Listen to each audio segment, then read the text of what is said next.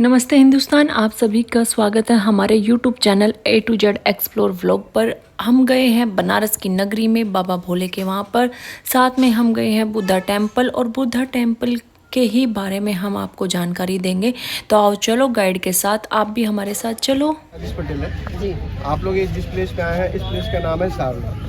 इस प्लेस का नाम सारनाथ इसलिए पड़ा है क्योंकि यहाँ पे आगे में भगवान शिव का एक बहुत प्राचीन मंदिर है। उस मंदिर की स्थापना जगतगुरु शंकराचार्य जी ने की है और उस मंदिर का नाम है सारंगनाथ। उस सारंगनाथ मंदिर के नाम पे इस प्लेस का नाम पड़ा है सारनाथ। ये जो सारनाथ है पहले जंगल था। हमारे काशी के कोलाहल से बचते हुए ऋषि मुनि आके यहाँ पे तपस्या ध्यान पूजा करते थे, इसलिए इसे ऋषियों के ठहरने की जगह ऋषिपत्तनम नाम से जाना जाता था। तो फर्स्ट नेम इज ऋषिपत्तनम और सेकंड नेम है सारनाथ। ये जो सारनाथ है ये मुख्यतः भगवान बुद्ध के लिए फेमस है और भगवान बुद्ध के लिए इसलिए फेमस है कि उनकी लाइफ के जो प्रमुख 4 स्थान है, जो उनके बौद्ध धर्म के 4 धाम है, उसमें इस जगह का 3rd नंबर है। फर्स्ट प्लेस है लुम्बिनी नेपाल, जहाँ उनका जन्म हुआ है। सेकंड प्लेस है बोध गया बिहार, जहाँ उन्हें ज्ञान मिला है। और 3rd प्लेस है ये सारनाथ। ज्ञान प्राप्ति के बाद पहला धर्मोपदेश आकर उन्होंने यहाँ पे दिया है और धर्मोपचार यहाँ से स्टार्ट हुआ है। चौथा हमारे यूपी में पड़ता है कुशीनगर, जहाँ से हमारे सीएम है योगी आदित्यनाथ, गोरखपुर। उसी से सटा हुआ डिस्ट्रिक्ट है कुशीनगर। वहाँ पे बुद्ध ने महापरिनिर्वाण दिया, यानी कि अपने शरीर को त्याग दिया। तो आज से लगभग 2600 साल पहले 563 BC में लुम्बिनी में उनका जन्म हुआ और 80 साल की अवस्था यानी 483 BC में कुशीनगर में उन्होंने महापरिनिर्वाण लिया। उनका जो जीवन काल रहा वो 80 सालों का रहा। अब बुद्ध की जो 3 मूर्तियाँ स्थापित की गई हैं उसके बारे में जानकारी दी जाएगी, तो सो ध्यान से सुनो। देखिए सब भगवान बुद्ध की हैं जो कि उनके अलग अलग रूपों को दर्शाने के लिए लगाई गई है। तो सबसे ऊपर वाली है उसको बोलते हैं ध्यान मुद्रा। ऐसे बैठकर उन्होंने बौद्ध ज्ञान में तपस्या स्टार्ट की। जो सेंटर वाली है इसको बोलते हैं आशीर्वाद मुद्रा। आप लोग एक कहानी पढ़े होंगे, एक डाकू था अंगुली माल, जो लोगों को मार के उनकी अंगुलियां काट के उसका माला बना के पहनता था। तो भगवान बुद्ध ने उसे दीक्षा दी, उसने अहिंसा का रास्ता अपना लिया। तो बुद्ध ने उसे अभय रहने का वरदान दिया, तुम सदा अभय रहो, तुम्हें किसी का डर भय ना हो। ये ओरिजिनल प्लेस पड़ता है हमारे यूपी में, डिस्ट्रिक्ट है श्रावस्ती। ये जो साइड बाई साइड मूर्ति लगी है दोनों सेम है। इसको बोलते हैं धर्म चक्र परिवर्तन मुद्रा, यानी कि टीचिंग पोर्शन। इसी पोर्शन में बैठ के बुद्ध जी ने यहाँ पे पहला धर्म उपदेश दिया था। तो अभी आप सब लोग से एक रिक्वेस्ट है, ये हट जा रहे हैं तो आप सब लोग यहाँ आगे ही बैठ जाइए, ठीक है? एक साथ बैठ जाइए, बुद्धा के साथ आपकी फोटो आ जाएगी। बौद्ध गया बिहार में सबसे पहले अपने 5 शिष्यों के साथ बैठ के बनियान ट्री के नीचे बैठ के तपस्या स्टार्ट की थी, ठीक है? 2 मिनट सुन लीजिए। तो एक सुजाता नाम की लेडी थी जिसने वट वृक्ष से मन्नत मांगी थी कि मुझे बेटा पैदा होगा तो मैं पायस बना के आपको ला के चढ़ाऊँगी खीर। तो उनको बेटा पैदा हुआ, इसी खुशी में वो खीर बना के लेके जब वहाँ पे गई तो देखी कि यहाँ पे ऋषि तपस्या कर रहे थे। वो खीर का पात्र उन्होंने बुद्ध को दे दिया। बुद्ध ने उस खीर को ग्रहण कर लिया। इससे उनके साथ जो लोग तपस्या कर रहे थे वो नाराज हो गए और बुद्ध को भला बुरा कह के बुद्ध का साथ छोड़ के चले गए। तो बुद्ध का मन भी टूट गया, उन्होंने वो जगह छोड़ दी। वो जगह छोड़ के कुछ आगे बढ़े तो आगे बढ़ने पे उन्हें गांव की औरतें गाना गाती मिली कि बीड़ा के तार को इतना ना टाइट करो कि टूट जाए और इतना ढीला भी ना छोड़ो कि उसे मधुर संगीत ना निकले। तब वहाँ से भगवान बुद्ध को मिडिल मार्ग यानी मध्यम मार्ग का ज्ञान हुआ। तब उन्हें लगा कि मैं अपने शरीर को कष्ट देकर बिना कारण के तपस्या कर रहा था। थोड़ा सा और आगे बढ़ने पर उन्हें सरोवर मिला, पोखर। उस पोखर में एक गिलहरी थी जो अपने शरीर को पानी डुबा के पानी ला के बाहर ला, ऐसा वो बार बार कर रही थी। तो बुद्ध ने उससे पूछा कि तुम इतना मेहनत क्यों कर रही हो? तो उसने कहा कि मेरा बच्चा इस पोखर में डूब के मर गया है और मैंने प्रतिज्ञा की है कि जब तक इसको सुखा नहीं दूंगी तब तक मैं आराम नहीं करूँगी। तब बुद्ध को वहाँ से प्रेरणा मिली कि एक छोटा सा जीव हो कि इतना कठिन श्रम कर रहा हूँ, मैं इतने से निराश हो गया।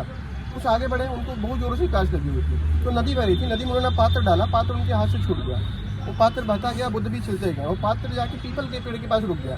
तो बुद्ध ने वहीं से निकाल के पानी पिया और उन्हें लगा कि ये मेरा मार्गदर्शन कर रहा था। उसी पेड़ के नीचे बैठ के उन्होंने भूमि माता को प्रणाम करते हुए फिर से तपस्या स्टार्ट की। तो उन्हें ज्ञान मिला। तो भगवान बुद्ध को ज्ञान पीपल के पेड़ के नीचे मिला, इसलिए पीपल के पेड़ को बौद्ध धर्म में बोधि वृक्ष कहते हैं। क्योंकि हमारे हिंदू धर्म में इसको ऐसे पवित्र माना जाता है, पूजा पाठ करते हैं और इसे भगवान विष्णु का रूप मानते हैं। तो ओरिजिनल पेड़ तो बुद्ध गया बिहार में था, जहाँ उन्हें ज्ञान मिला।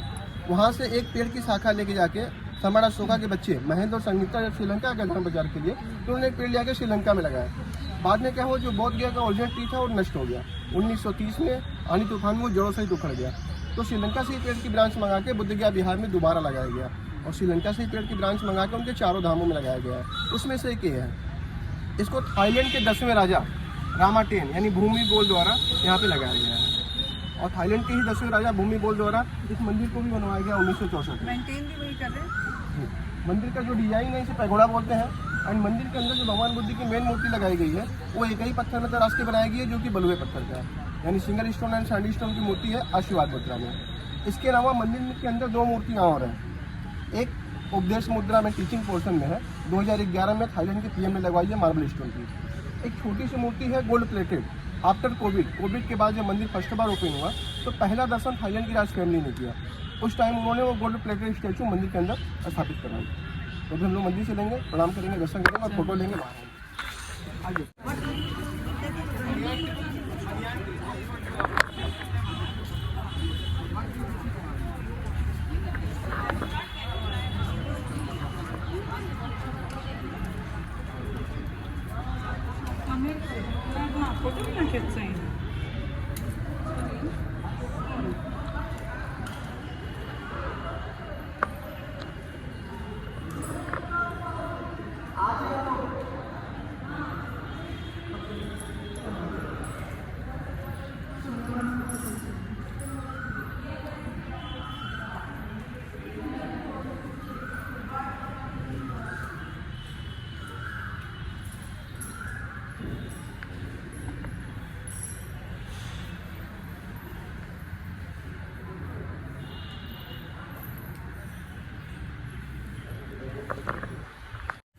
सिंदूर ट्री है, ऑर्गेनिक सिंदूर इसी से बनता है।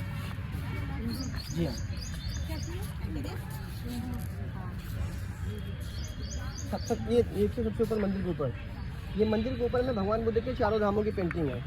पहला जो है वो बच्चे के रूप में बचपन का नाम सिद्धार्थ है, लोमनी का, जहाँ उनका जन्म हुआ है। दूसरा जो तपस्या कर रहे हैं वो बुद्ध गया बिहार। तीसरा 5 शिष्यों को उपदेश दे रहे हैं वो सारनाथ। ये चौथा जो है स्लीपिंग पोर्शन, शयन मुद्रा। ऐसे ही सोए से उन्होंने कुशीनगर में महापरिनिर्वाण लिया, जहाँ उनका देश हुआ। ये उनके 4 धामों की 4 स्टेज की पेंटिंग है। ये लाफिंग बुद्धा के बारे में पूछ रही थी आप। लाफिंग बुद्धा का असली नाम है पोताई। इनका जन्म जापान में हुआ था। जब इन्होंने बौद्ध धर्म में दीक्षा ले ली तो उसके प्रचार के लिए चाइना चले गए। इनके शरीर की बनावट ऐसी गोल मटोल थी कि जहाँ भी जाते थे इन्हें देख के लोग हंसना चालू कर देते थे। तो इन्होंने भी यही सीखा, तो लोग मुझे देख के हंसते हैं, लोगों को खुश लोगों को खुशियाँ बांटो। फिर अपना दान पात्र उठाते, बाजार में खड़े हो जाते और खुद ही जोर जोर से हंसना चालू कर देते और अपने पेट को गोल गोल हिला के लोगों को और हंसाते रहते थे। इसलिए वहाँ पे लोग इन्हें हैप्पी मैन कहते थे। यह मूर्ति, जैसा मैंने आपको बताया कि भगवान बुद्ध ने बौद्ध गया बिहार में निरंजना नदी के किनारे पीपल के पेड़ के नीचे बैठ के भूमि माता को प्रणाम करते हुए कई सालों तक तपस्या किया था। तो इनका जो पूरा शरीर है बिना खाए पिए बिल्कुल हड्डियों का ढांचा हो गया था और सभी मौसम गर्मी जाड़ा बरसात झेलते हुए पूरी जो बॉडी बिल्कुल काली हो गई थी। तो उनके तपस्या के समय को दिखाने के लिए मूर्ति काले पत्थर में लगाई गई है। ये जो हाथों का पोर्शन है इसको बोलते हैं भूमि स्पर्श मुद्रा। इसी पोर्शन में ही भगवान बुद्ध को ज्ञान मिला था। जो सर पे इनके देख रहे हैं ये बाल नहीं है।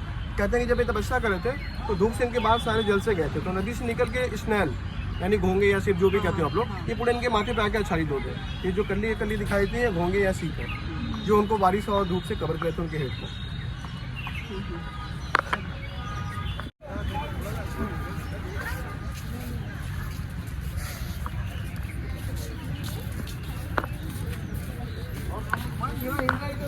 आगे देख लीजिएगा।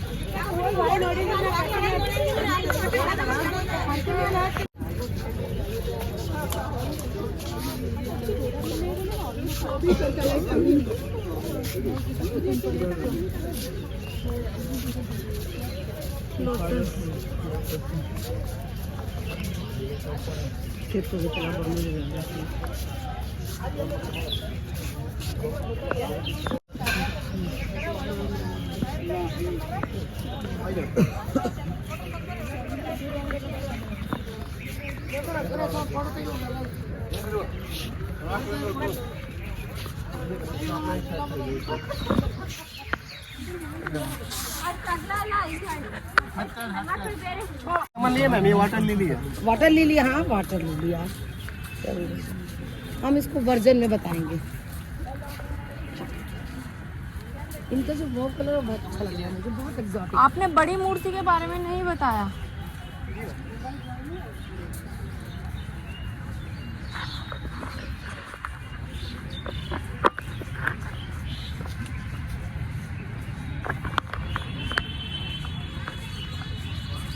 सो गया बंदा।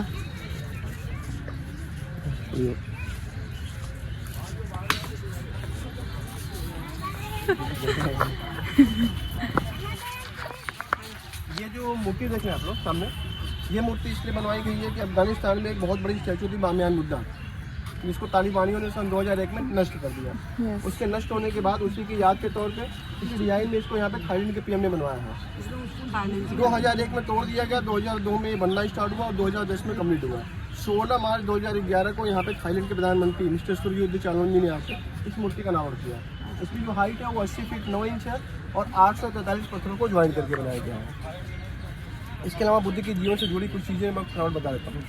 बुद्ध के पिता का नाम था शुद्धोधन, उनकी माता का नाम था महामाया देवी। उनके जन्म के 7 डेज बाद उनकी माता का डेथ हो गया। उनका जो पालन पोषण है उनकी स्टेप मदर प्रजापति गौतमी ने किया, जिनके नाम पर उनका नाम गौतम पड़ा। उनकी जो शादी है वो राजकुमारी यशोधरा से हुआ था। उनका एक बेटा भी था जिसका नाम था राहुल। इसके अलावा बुद्ध के जीवन में 2 चीज़ें कॉमन रही, एक जंगल और एक पूर्णिमा का दिन यानी मूनलाइट। तो लुम्बिनी जंगल में उनका जन्म हुआ।